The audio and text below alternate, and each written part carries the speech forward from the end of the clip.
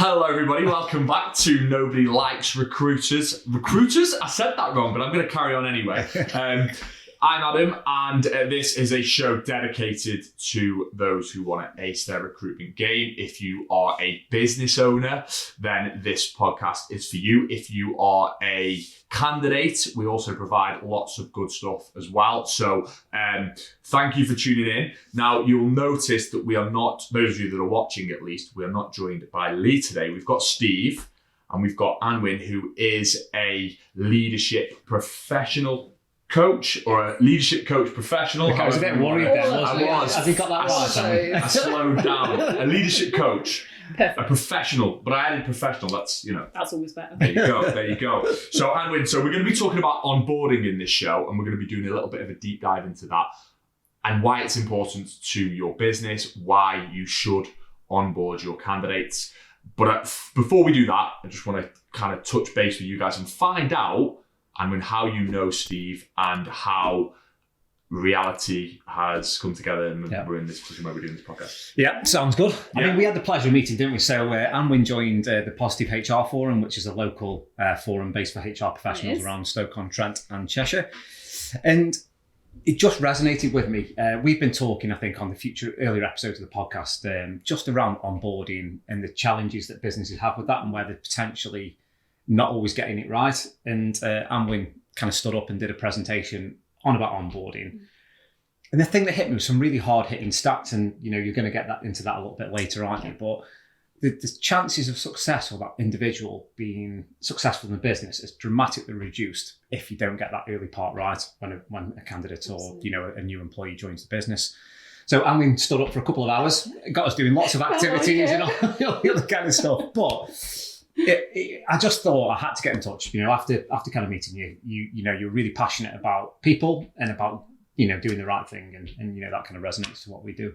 Thank you, and it was nice that you came up and said hello as well. Started a conversation because I haven't done something like that for a while in terms of a big room of people. So it was lovely to break the ice, and it's great to have an opportunity to talk about onboarding and to bring to light some of the issues with it as well. Yeah. Well, we're going to get into the deep dive in a bit. We are, Steve. Yeah. Before we do that, I just want to find out a little bit how you found yourself in the position that you're in today, and to give the listeners and the viewers a little bit of context of why you're an authority to talk on this, Anwen. So can you elaborate? How did you end up being a professional in this area? So I stumbled across onboarding is probably the best way of describing it. So I've been in HR for 20 years, generalist, and then kind of more change and aspects like that. And in 21, decided to set up my own business looking at leadership coaching and development. But what I kept hitting across was that important part of the onboarding process. So especially when somebody transitions because they're promoted or they're new into an organisation, actually that onboarding phase, those first few months, that first year is really critical.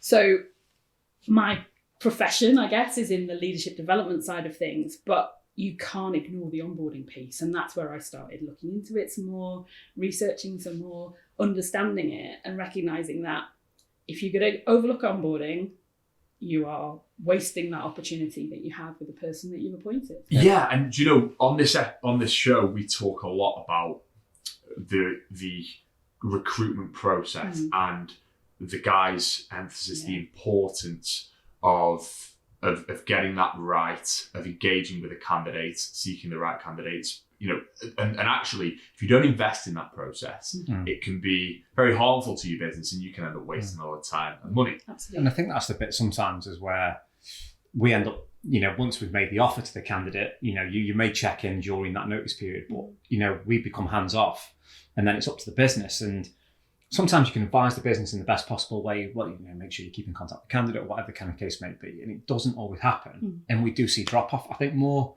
in the last couple of years since the challenges within the labour market has happened. Absolutely. But there's 100% kind of drop off. Whereas I used to be 90% certain if I offer somebody a job, they were going to start. Yeah. And that just ain't the case anymore. The market's really changed from that perspective. And that's where it's really important to kind of not lose that energy that you've appointed. Yeah, that's a really good point, actually. Sorry. It's all right, go on. Not lose the energy. And I think that is a great point that people don't think, that there is a real I suppose at that point an offer's made or something, high, the candidate is on a high. Absolutely. And you can hear them sometimes, actually if, there's certain parts of the onboarding process starts to fail, even as early as the contract, you start to see that energy just drop. The candidates don't get back to us quickly enough. It's crazy. Yeah, and that was the point I was making there, Steve, in terms of we focus the energy on trying to get business owners thinking about that recruitment process and maintaining that energy throughout. Yeah. But what we don't talk about is actually once they're in the role, because why would we? This is a podcast where these guys specialise in recruitment. Yeah. However, that's where you come in, Anwen. Yeah. So talk to me then about just how important it is that businesses spend a bit of time thinking about the onboarding process. And is the onboarding process timeframe just the first year? Does it go on longer than that, or sometimes is it actually shorter? Talk to me a little bit about that. Yeah, I think picking up on that point around the energy, sometimes depending on the role that you're in or kind of when your start date is, you could have 3 months notice periods from when you've been appointed to when that goes on. Even if it's a month, that's quite a long time if you then don't hear anything at all from your new employer, or that you've lost that connection between kind of the initial conversations and the appointment phase, and then there's just tumbleweed until your first day, and then you arrive on your first day and it's like, okay, I think this is gonna go okay, but actually the difference, if there's been connection and relationship during that period of time, that lowers the barrier. It makes it much easier and more likely that that person's going to turn up on time and be there on the first day than if there has been nothing at all. So paying attention to that initial phase is really important. But then what you want is when they arrive for that to be a really great experience. And when you look at some of the stats, and I'll happily share all the stats that I'm mentioning today, so I don't know whether you put notes out with the podcast. We will. We can add those in. 1 in 3 people, new starters, start looking for a job in the first 6 months. Wow. Yeah. 1 in 4 have left within the first 12 months. So if you think about how much you might have spent recruiting somebody, bringing them in, actually then going through the process of starting to onboard them and starting to integrate them into your business, and they leave, what's the impact of that?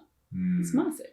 Yeah. And I think that was the bit that resonated with me, is I think you don't always see sometimes the cold hard stats, and we kind of see it on the other bit of when candidates don't stay, with a company, and it's often so ambiguous. You don't really always know the reason why. You've got a version from a candidate and a version from the organisation. But the biggest bit is, if you're going to increase your chances, and I think back to your kind of original question, is that pre-stage to even getting in the door. Yeah. That's when onboarding starts, isn't it? That's when it becomes a really important period. To see only onboarding starting as day one is a mistake. An epic fail. It's a really big mistake, and needs to be kind of in that mindset of it starts from the minute somebody accepts their employment with you.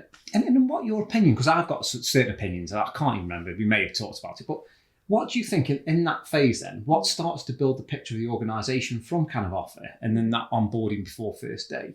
What do you feel? I think it says a lot if you hear nothing from your organisation, I think, about how much they care about the experience that you're going to have and how much they care about you. Yeah. So if there is just no space, no noise, nothing, no connection, what does that really say about the likelihood of you having a warm welcome when you arrive? Yeah, great point. Yeah, or even getting the assistance as you move through your time with them. Absolutely. And do you know, I'm sitting here, and the viewers will be able to see me nodding because I feel like this is. We've all been there, haven't we? Yeah, I've been there, and intuitively I knew it as well. I knew what was coming because I had got the offer, no communication until 2 days before or whatever. And then the experience was very representative of what you're saying.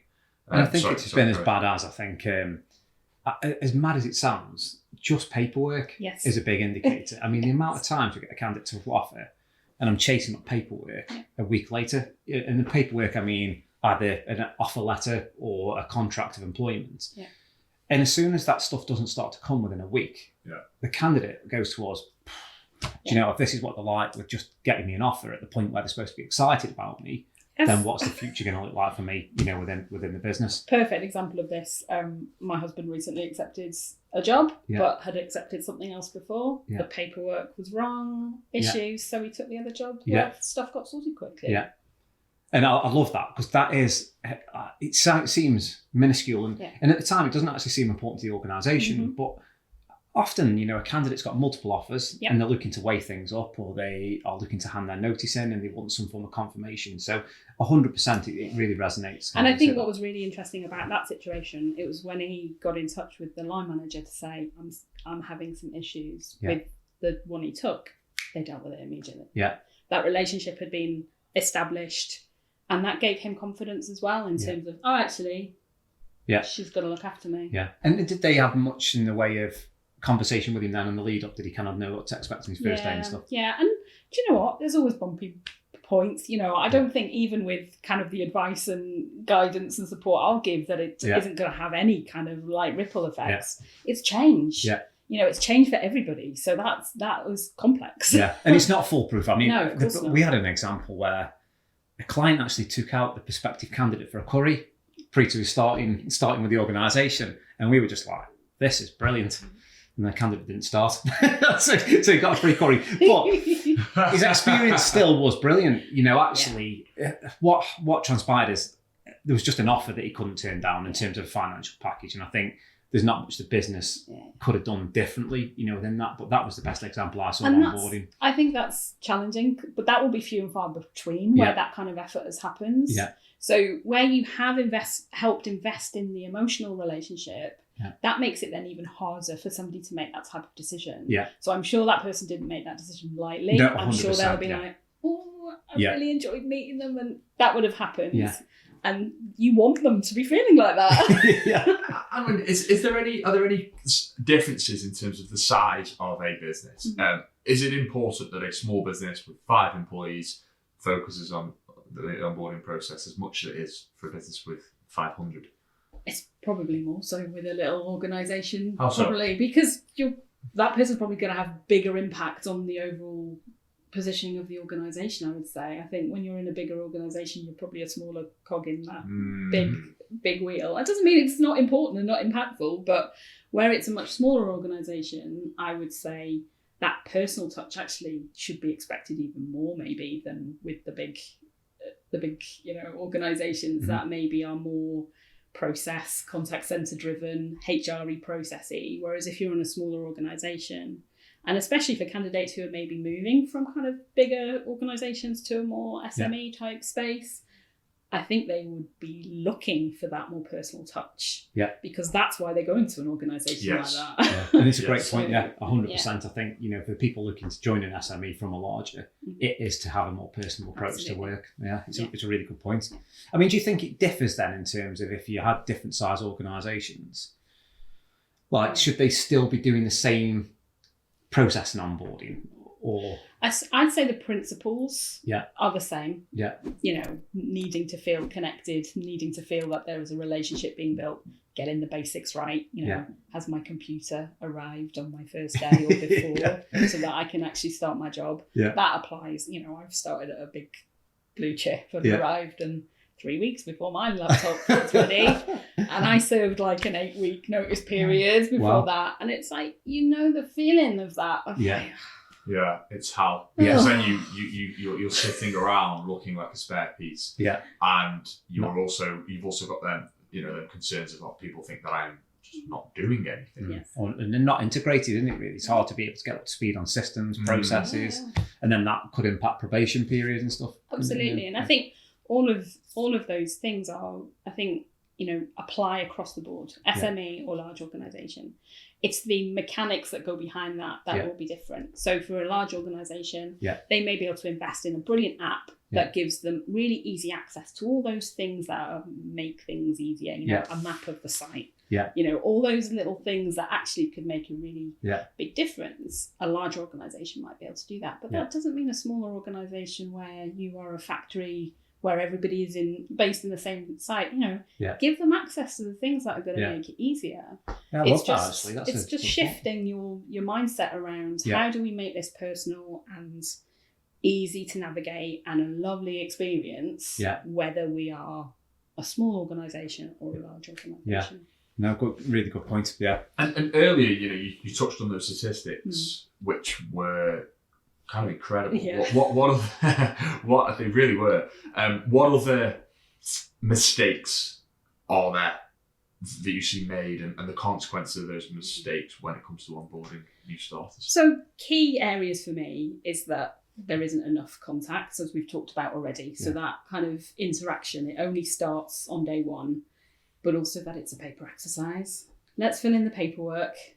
Okay, you've got everything you need, crack on. Yeah. When actually, that's not enough to perform. That's not enough to feel integrated into an organisation. You need to really help people to get settled in that way.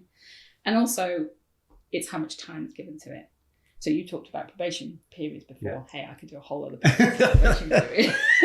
But maybe we'll get you back. We'll do that.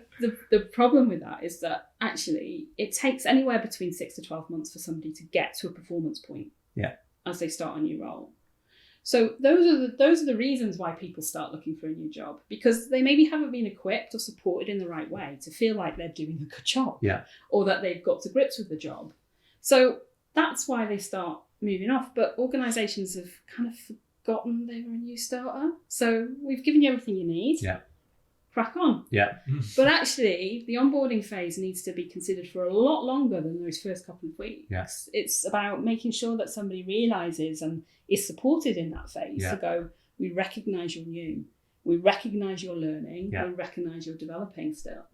That's so simple. It's so simple. I think depending on the organisation, this is the challenge, isn't it? Is most people expect that person to be at a performance level because they're seen as a non-cost. Yes.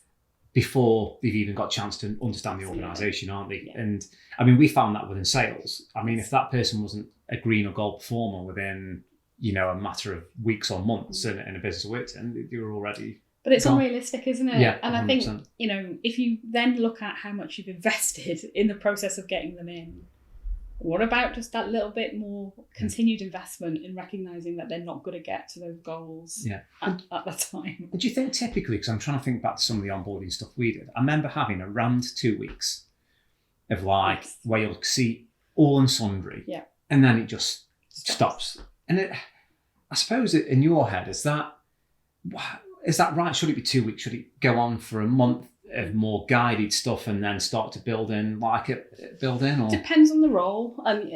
Some of these answers are always going to be it depends. Flexible.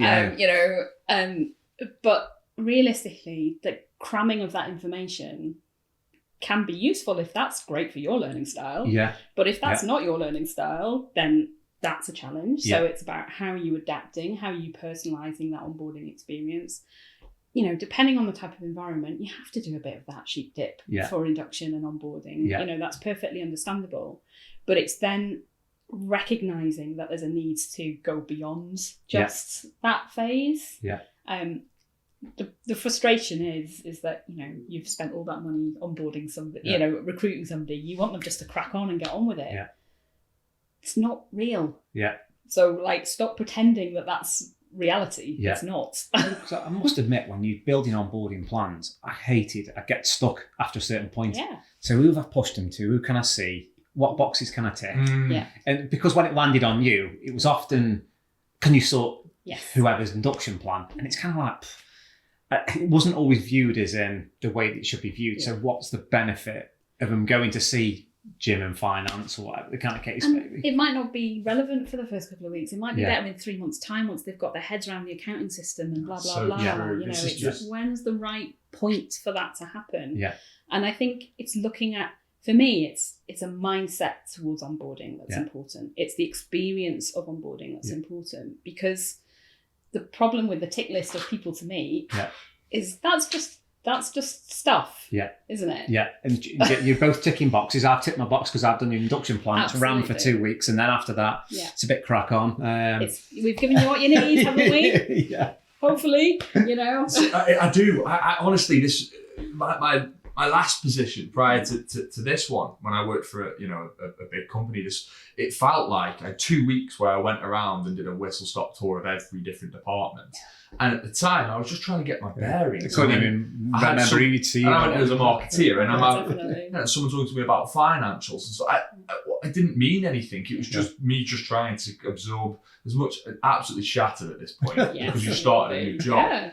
And interestingly, as a marketeer, I do see similarities, because when I talk about onboarding, I talk about onboarding customers. Yeah, absolutely. And it's a similar kind of thing, not as intense because it's not a job, but if you're not spending that time with those new customers and explaining to them, say, how your product really works and how they can get the benefits from it, then you end up losing them. Yes. It's a very similar kind of thing. No different, with most employee experience journeys. Yeah. Look at it as a customer. Look at your employee as a customer in that space, and you know, what does that really feel like to be in that situation, and how can you expect somebody to perform or be at their best if you've not really given it the consideration it needs? Yeah. There's something that just triggered in my mind. There's something you said as well, and whether this is just a small thing or it's important or not, it'd be good to get your opinion on. But you talked about the paperwork bit. Now, I remember a couple of years ago when I was in HR, a few years ago I was in HR, there's a whole new thing around how your contracts looked and appeared, and instead of having lots of policies, there was a company handbook. Yeah. Do you think there's something does your organisation culture speak to a candidate as early as that paperwork receiving, how formally it's written and all the other kind of stuff? Absolutely, because it, back to that point on journey, it's all about that experience, isn't it? If it's all very formal or all very informal, and you get the complete reverse when you start in the organisation, what's going on there? Actually, I was quite comfortable with formal, and now it's really, really relaxed. Yeah, well, you get battered with loads of policies like discipline and stuff, and like, oh my gosh, what am I doing here? And I'm not saying like ignore all the stuff that you have to do from a compliance perspective. Of course, find better and nicer ways of doing maybe some of that stuff. Yeah, but don't focus on that. It's about relationships. It's about connecting your new person to your organisation. Yeah. And if you're only going to do that through your policies, which we all know are never the nicest thing an organisation it's just a caveat to make sure you've covered your back. You're ticking a box. And actually, dare I delve into the probation area? If you've trusted your recruitment process, if you trust the decisions you're making, enable that person to be at their best. Yeah. Don't get them lost down a rabbit hole of policies and procedures. Trust that they are going to behave in a way that is appropriate. That's such a good point. You've brought that person in, and then you're reading them the riot act. Yeah, you're so right. You're so right.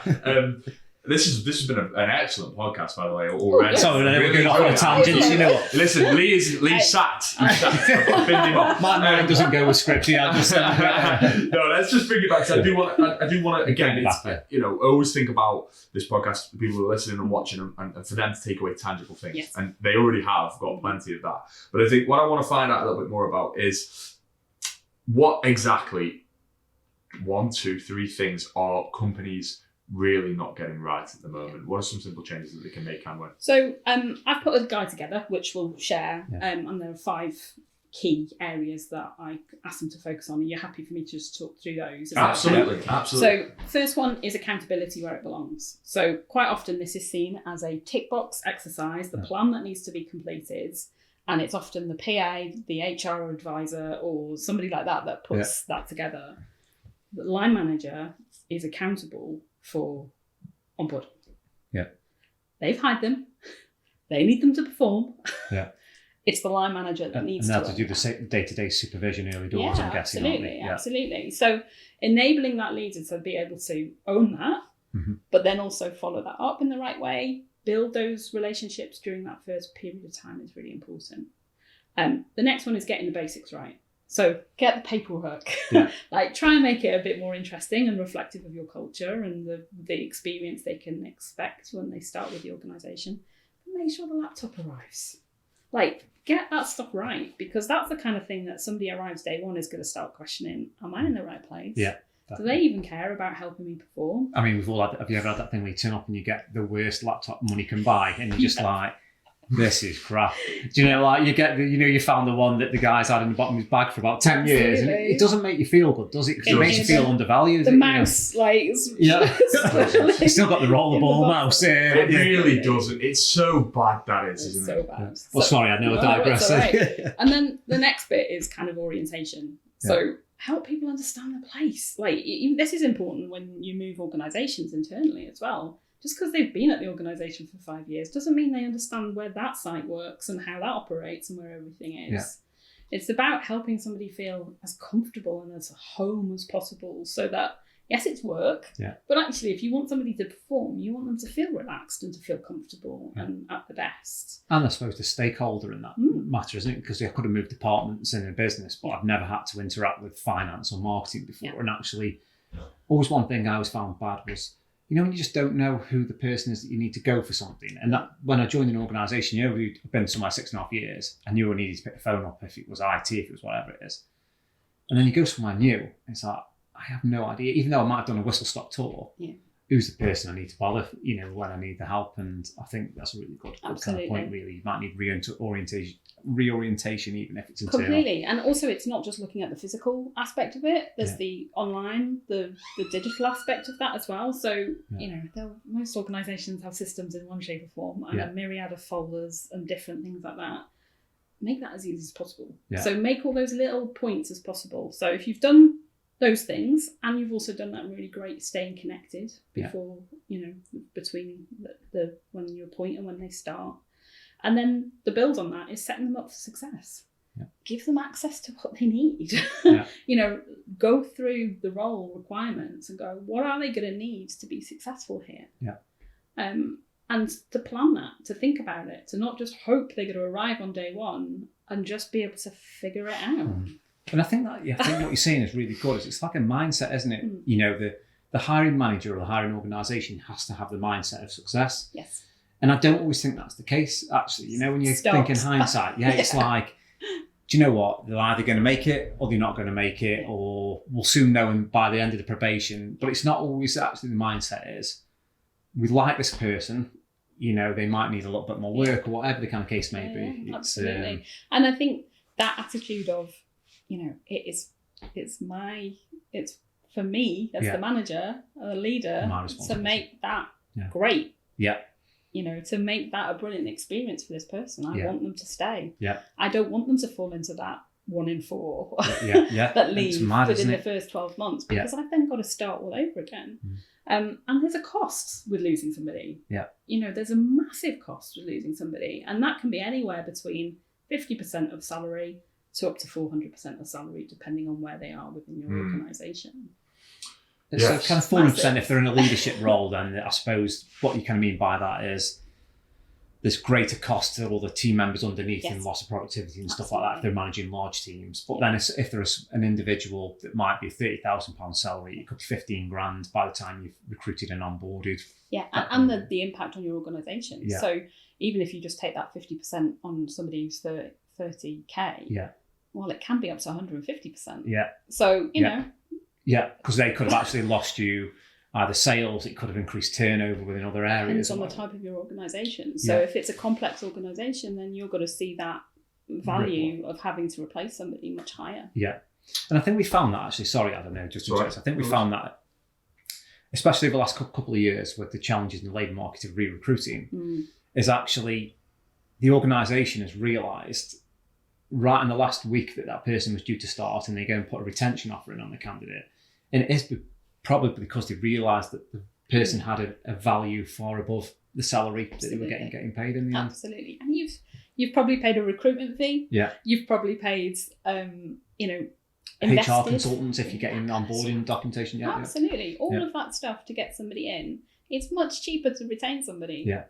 And surely if they were the right person to appoint in the first place. Yeah, you should be looking. You want to be keeping them, surely. Yeah, no, definitely.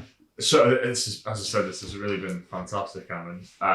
Some great insight. What I'd like to know is try and wrap up and come away with a bit of a conclusion. So you've identified that you think it's the line manager who should be doing the onboarding. Absolutely. And of course, Steve and I both agree with that. So if you can, just what's a template for a time frame of onboarding, and then if you were asked to do this for a business tomorrow, what are like some simple things that you would do straight away? So time frame and a simplistic approach. So in terms of a time frame, it depends on role and hierarchy and things like that, but I would say nothing less than 3 months in terms of considering the onboarding phase, but probably more 3 to 6 months in terms of just the mindset of, this is a new person, they need support, I need to be ensuring that they are successful. That's my responsibility as a leader. So I think if there's one thing organisations do, is make sure that accountability is in the right place.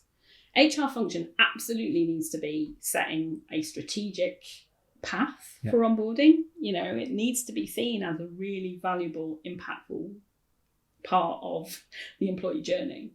And that's where I think that's really important. I've just got a quick question, because I think actually this could be really important, is how much of that first 3 months should be onboarding that is led by the manager? So in terms of, there's a very structured plan of, again, people, resources stuff, and then how much, and again, I know it's probably quite hard sometimes to put value on it, but then how much then goes to the person doing the job, and then it may be shadowing and other stuff. Like, how much input in the first 3 months should that person be planning, where they're actually saying, apart from kind of making sure they have a regular one-to-one and all the other kind of bits and pieces, you need a diarised plan for that individual? Is it two to 4 weeks, would you say? Or I think, it depends. And I know this is a really... because I'm just trying to think about someone thinking, all right, I've got to create a plan for 3 months. Like, what then starts to become the key thing? I would almost chuck out the plan. To like a needing a plan necessarily. Cool. Yeah. I think it's more identifying the things that are important for success. Yeah. So that, what do they need here? Yeah. Is it relationships, Yeah. which might be we need a plan of some kind, which is about meeting people. Yeah. But I think it's more identifying the things that enable that person to be successful. Yeah. And building it around that. So that might mean a lot of shadowing. Yeah. That might mean a lot of side-by-side working. Yeah. It might be that that's what's required. It depends where the individual is experience-wise as well. So it might be you're appointing for the same job, but you've got somebody who's maybe got 18 months experience doing that versus six years. Yeah. So although you'll still need to have the same mindset of what will this person need to be successful, the person with 6 years potentially should be able to skip through that a lot quicker. Sounds good. So it's not necessarily about, it's over that period of 3 months. It's more about the assessment of what that person needs in that 3 months. And it doesn't matter whether you ram it in week. Well, it does matter. You don't necessarily need to ram it all in the early weeks. And I think probably just something you triggered, and I love this kind of things you trigger in my head, is like, the probably most important thing of all of it is, what's the learning objective at the end of it, isn't it? Because actually, if I'm going to go and get them to sit with somebody, you want to be able to quantify that they're either kind of capable, trained or understand it. So there's got to be a learning objective to each bit of the induction plan, hasn't there? Yeah, absolutely. And I think that's what are they going to need to be successful? Yeah. It's that question, I think, that they can just keep going over resonating. in So their what they've got heads to need to be successful. of, what's that going to look like? Yeah. And goal setting is a really important part of that. And setting them up for success is a really important part of that. And that, for me, is one of the key things organisations should look like. Yeah. For them to be successful, what are the longer term goals? So if the role is going to be more strategic, and it doesn't have to be strategic, it could be, I need you in 18 months' time to be able to train the next person we bring in. That could be a long-term goal. But actually what I then need is some short-term goals. Yeah. So that I do feel like I'm making an impact, and we can have a conversation about how I'm doing with those goals. Because quite often people come in and, what are your objectives looking like then for this year? Yeah. I haven't had any objectives yet. Yeah. And then they're surprised that they've not passed the probation, or that they're not getting extended. I know that one and too well. That's a big issue. And sometimes I think often it's seen, we don't want to overwhelm them by giving them objectives, but actually it's an anchor. Yeah. It's giving them supports. It's giving them a focus. Yeah. So absolutely give them goals. Yeah. Absolutely give them objectives to be focused on in that first it could be in the first 3 weeks. Yeah. It's whatever's appropriate for that role. Yeah. Whatever success looks like for that role. Yeah. And I think, get the basics right. But give them some goals. Give them a focus area. Because both will have clarity, won't we? At the end of that 1 week, 2 week, 3 week, 3 months, both have got clarity. So it allows you to have a conversation then of, where are you struggling? Yeah. Or what went really well with that? and what can we learn about that about you? What is it actually? There's maybe a little gap, right? What, as a leader, what do I need to now be doing to help them fill that gap? Yeah. Or have we got a bigger issue here, and therefore I need some extra support as a leader to manage that issue? Yeah. So those are definitely focus areas for me. Yeah. Anwen, where can people find you, and what kind of service do you offer specifically? So as I've kind of mentioned, I've kind of come into onboarding because I was looking at it from a leadership development perspective. And that's my focus. So I support leaders as they transition into new roles, more senior roles, because that's the bit that I'm particularly interested in, because that's a experience I've had. Yeah. And alongside that, I put loads of free resources together, and they're all available on my website, which is www.purpleskyconsulting.co.uk. So there's loads of free stuff there. Yeah. Go help yourselves. Knock yourself out. Absolutely. Yeah. My guides to brilliant onboarding is on there, but we'll make sure that's available for people as well. But, happy to talk about onboarding because I just think it's such an important success milestone for people. But and there's the cold hard truth, is it? There's, I suppose, people's experience of you and your organisation, isn't there? That kind of reputationally it's important to get it right and not churn people. There's a direct cost impact, isn't there, to this, which is a lot. And the stats, like I said, keep going back to the stats, but the fact of kind of where people, 1 and 3, I think it was, that actually within the first 3 months or 6 months, 6 months, 6 months looking for a new job is pretty horrific, isn't it? Yeah, and it's important to do it well. Yeah. So some of the, can I throw another stat in? Go on, go for it. Yeah. So where new people were kind of surveyed, I think it was Gallup, so I'll make sure you've got access to that. Where they had a really strong experience of onboarding, they said 70% of them said they felt better prepared to be successful in their role. Nice. Where they only had a good experience, 30%. Yeah. That just shows the importance. It's really important. Yeah. Like, it's not just about here's a form, crack on. Yeah. It's we need to pay attention to the experience somebody has. Yeah. So it's about mindset, attitude, experience, not the paperwork. Sounds good. No. This has been a stellar episode of Nobody Likes Recruiters. We will definitely get Anwen back to talk about some other elements. Anwen, thank you for coming on. Remember to leave a comment as well. The algorithm loves that. Like, share, subscribe, do all those good things, and we'll see you next time on Nobody Likes Recruiters. Not only can recruitment be a rather frustrating process, it can also be pretty time consuming. But thankfully, the team at Logic Resourcing can take all that pain away from you. Lots of agencies say that they do recruitment differently. We've all heard it. But as you know from this podcast, both Lee and Steve at Logic genuinely mean it. Now, put it this way, 94%, yes, that's right, 94% of the candidates that they submit attend their interviews. And Logic have a 90% success rate on exclusive assignments. That's pretty impressive. So if you're looking to ace your recruitment, make your life easier, and find those diamond candidates, start by letting Logic take the stress out of all of this for you. Give us a call or email info@logicresourcing.com.